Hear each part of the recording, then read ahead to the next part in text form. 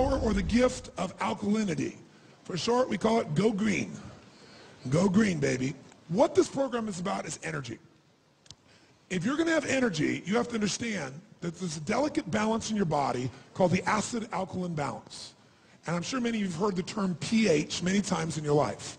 But usually you might hear it about a hair product or something of that nature, unless you were studying your body a little bit. But just as your body has to regulate its temperature, ideally at what temperature? 98.6, right? Too much variance either way of that, it affects your health, doesn't it? Your natural body temperature going there. You get up to 104, you got some real serious problems.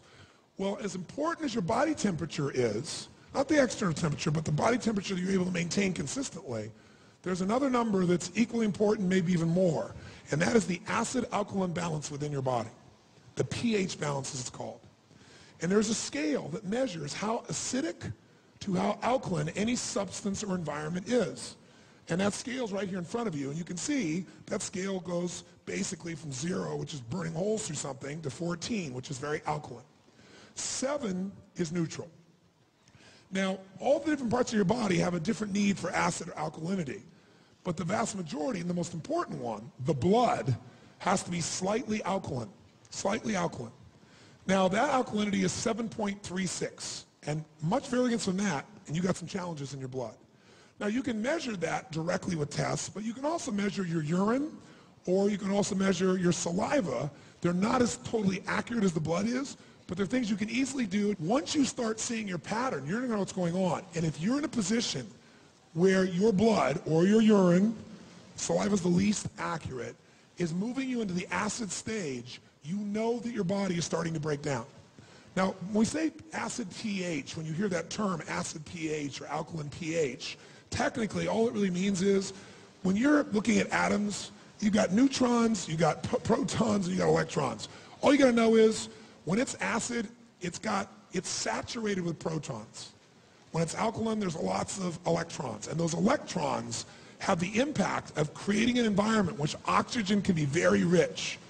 They also are that alkaline environment is what makes those red blood cells have a negative charge that makes them bounce off of each other so they don't stick together, so they flow through your body and you get the oxygen that you need. Also, it's very difficult in a highly oxygenated environment, a non-acid environment, for microorganisms to grow in mass. They stay checked, they stay balanced when you're fully oxygenated. But when your bloodstream gets acid, it's like putting out the pollution and wondering where the rats show up. So alkalinity has got to be a major focus, and it's very easy to get yourself where you stay alkaline, but you got to think the power of alkaline, and the short term we have for that is go green. If you're overweight, how many of you here have worked out really hard but still can't seem to get those last 10 or 15 pounds or 5 pounds away? How many have had this experience? Raise your hand, say I. A lot of people say, oh, it's my metabolism. Well, that would be true to some extent, but a lot of people work out like crazy, they still don't seem to be getting the result. When your body is extremely acidic, you don't get as much oxygen. When you don't get as much oxygen, everything slows down, including the metabolism, even though you're working out. In addition, as you work out, if you work out hard and you're working out in an anaerobic way, you're building even more what? Who knows? Even more acid. So a lot of people are actually, the body then says, wait a second, we got to retain more water here to protect it, and we got to get these acids away from the critical organs of the body, so we're going to retain fat, put it in the fat until the body has time and has enough energy again where we can push it in the bloodstream and excrete it again. We can get rid of these wastes.